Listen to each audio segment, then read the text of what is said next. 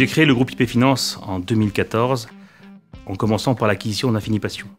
Assez rapidement, j'ai décidé de diversifier mon offre produit en achetant des nouveaux sites. J'ai racheté Fruits Rouges fin 2016 et Mode à Toi début 2017.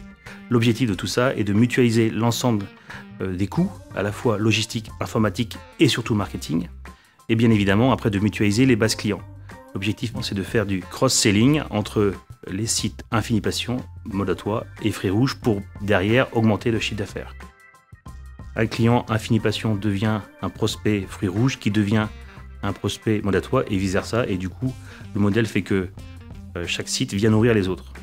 Grâce à ces acquisitions, le projet, l'objectif, c'est dans 3 ans d'avoir plus de 10 millions de clientes en base, clientes et prospects, et de réaliser plus de 35 millions d'euros de chiffre d'affaires. Pour permettre d'atteindre nos objectifs, nous avons donc clairement identifié plusieurs cibles d'acquisition pour diversifier encore l'offre produit autour de la femme premier prix. Nous avons donc des cibles autour de la beauté, autour de la minceur, autour de la décoration pour permettre d'avoir un univers complet et de proposer une offre qui soit vraiment globale pour les femmes. Donc l'objectif effectivement aujourd'hui de faire cette opération, cette levée de fonds, c'est de faire l'acquisition de The Agent qui est pour nous effectivement structurante, va nous permettre de ne pas dépasser un cap et bien évidemment derrière d'améliorer de façon très importante la valorisation.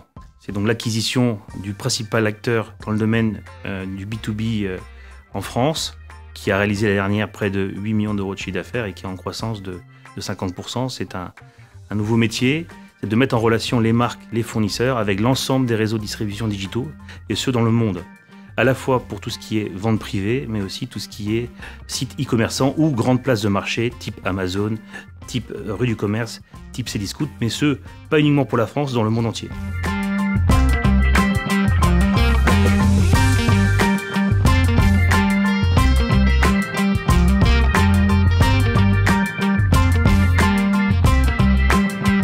Grâce à l'acquisition de The Agent, nous allons donc avoir à nouveau un effet sur la mutualisation des ressources, des besoins, mais aussi un accès à l'ensemble des activités internationales digitales, et ce qui va nous permettre bien évidemment d'aller beaucoup plus vite dans la croissance et dans le développement de nos activités.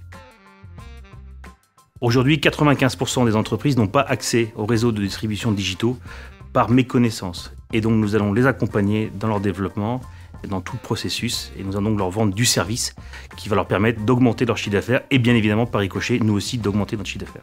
On nous accompagne sur les différents sujets que sont les sujets shooting, logistique, graphisme, traduction, enfin, tout ce qui tourne autour de l'univers de l'e-commerce. L'objectif de The Agent est de devenir l'acteur incontournable entre ces marketplaces et l'ensemble de ces intervenants. Le potentiel est juste énorme puisque vous avez d'un côté le réseau d'avenir de distribution que sont les marketplaces qui génèrent plus de 1000 milliards d'euros de chiffre d'affaires avec une croissance supérieure à 20% et ce partout dans le monde.